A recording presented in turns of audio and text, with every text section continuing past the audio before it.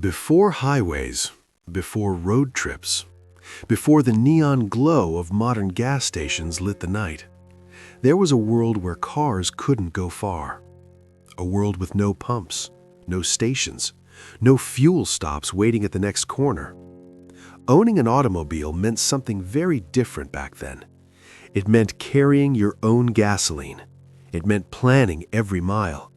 And it meant hoping, sometimes desperately, that you wouldn't run out of fuel in the middle of nowhere.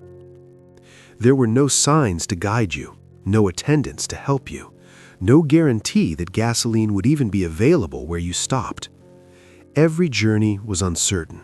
Every trip was a risk. There's not going to be a gas station around here until sometime in the next century. But then, in the summer of 1888, something extraordinary happened.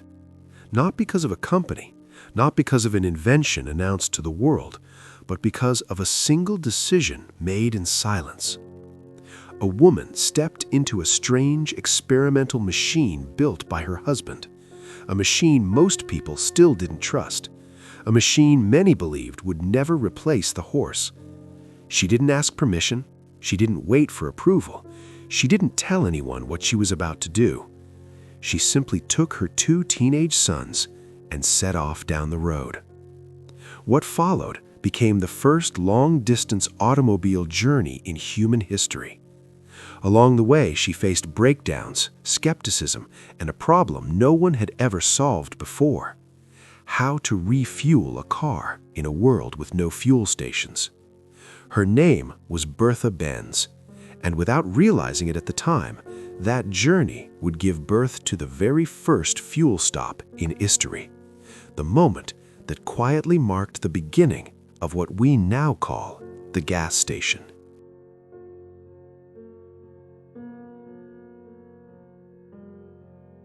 It's August of 1888 in the small town of Wieslach, Germany.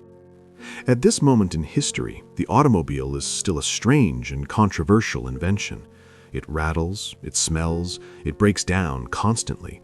Most people see it as a noisy experiment, something impractical, unreliable, and almost laughable. Horses are still king.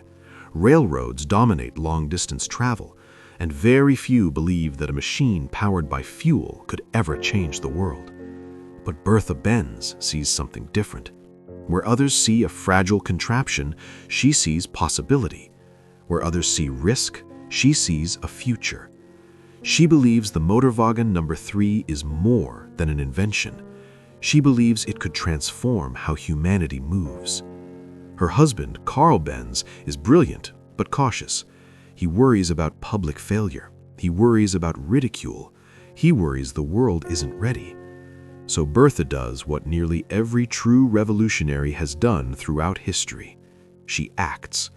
Without informing Carl, she quietly takes the Motorwagen No. 3 from their home. She brings her two teenage sons with her and begins a journey toward her mother's house. The distance is nearly 100 kilometers. At a time when most people had never traveled that far in a lifetime, this was unthinkable. And almost immediately, a critical problem appears. There are no gas stations, no fuel depots, no roadside services, no infrastructure of any kind designed for automobiles. The Motorwagen doesn't run on gasoline as we know it today. It runs on Ligroin, a petroleum-based solvent commonly sold for cleaning.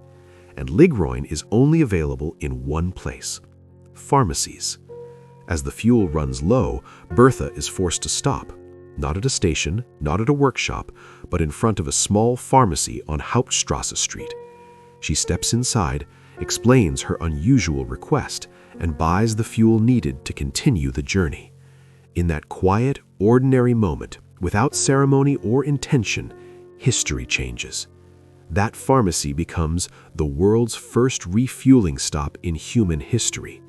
There are no pumps, no signs, no attendants, no uniforms. Just a woman determined to keep moving, and a world taking its first step toward modern mobility. Today, that very building is officially recognized by Mercedes-Benz and historians worldwide as the world's first filling station. It marks the beginning of a new era. But it's important to understand something.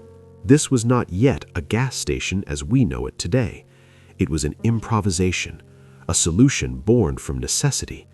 The journey had started something powerful, but the world still didn't have real gas stations.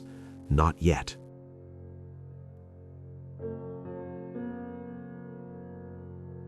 For the next 2 decades, as automobiles slowly spread across Europe and the United States, drivers were forced to improvise.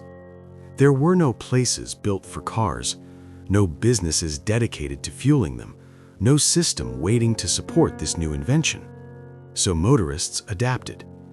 They bought gasoline wherever it could be found, in paint shops, general stores, hardware stores, blacksmith shops, and once again, pharmacies. Fuel was stored in large metal barrels, often kept outdoors, exposed to heat, dust, and rain. To fill their tanks, drivers used hand pumps, funnels, or sometimes nothing more than gravity and patience. It was slow, it was messy, and it was often dangerous. Spilled fuel soaked the ground, fumes filled the air, and one careless spark could turn a routine stop into a disaster. There were no safety standards, no inspections, no guarantees of quality. Imagine what that world looked like. No dedicated pumps, no protective canopies, no standardized fuel blends, no trained attendants, no roadside assistance, no road maps guiding the way. Every stop was uncertain. Early drivers prepared the way explorers once had. They carried extra cans of fuel, funnels wrapped in cloth, rags to clean spills, and sometimes even fire extinguishers, because accidents were not rare, they were expected. A long drive required planning, courage, and luck. You didn't just drive somewhere, you committed to the journey. And while automobiles continued to improve, becoming faster, stronger, and more reliable, the world around them lagged behind. The machines existed, but the infrastructure did not. The automobile needed something more than invention. It needed organization. It needed consistency. It needed a place designed specifically for cars, a place where fuel was expected, where service was standardized, where drivers could arrive without fear of running out of options. And in 1913, that place finally appeared.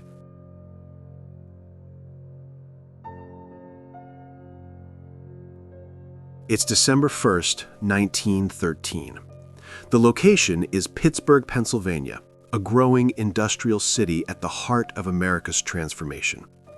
At the intersection of Baum Boulevard and St. Clair Street, the Gulf Refining Company opens something the world has never seen before. Not a pharmacy, not a general store, not a hardware shop, not a rusty barrel sitting on a sidewalk, but a purpose-built fuel station. A place designed from the ground up with one idea in mind: the automobile. This was not improvisation. This was intention.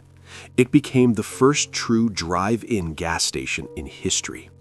For the first time, cars were not treated as an inconvenience. They were the priority.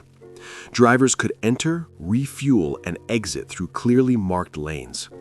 This simple idea changed everything. It meant order. It meant flow.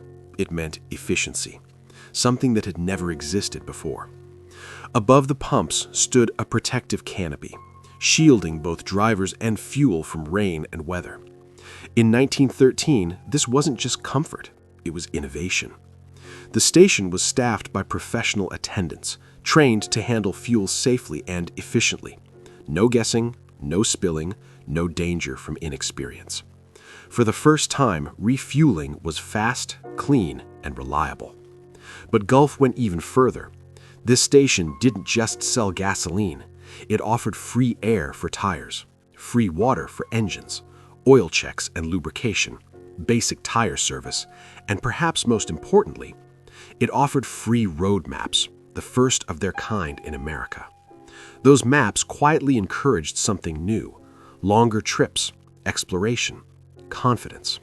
For the first time, drivers could imagine going farther because they knew help existed along the way. Even the architecture of the building was revolutionary. This wasn't a structure adapted to cars. It was a structure created for them. Wide access, clear visibility, purposeful design. This single station became the blueprint. Cities across America copied it, companies refined it, designs evolved, and soon countries around the world followed the same model. What had once been a risky experiment was now a dependable system. With this one invention, the automobile was transformed. No longer a novelty, no longer a gamble, but a global necessity, ready to reshape daily life forever.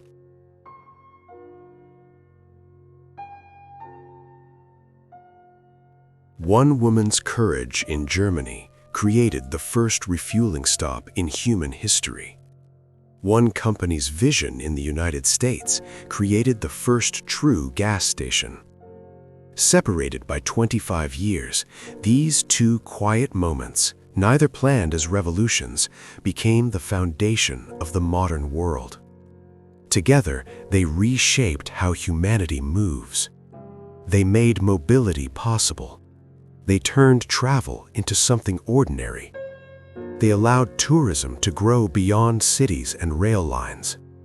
They gave birth to long-distance journeys, road trips, and highways stretching across continents. They shaped suburban life. They enabled commercial trucking. They built the global fuel industry that still powers daily life today.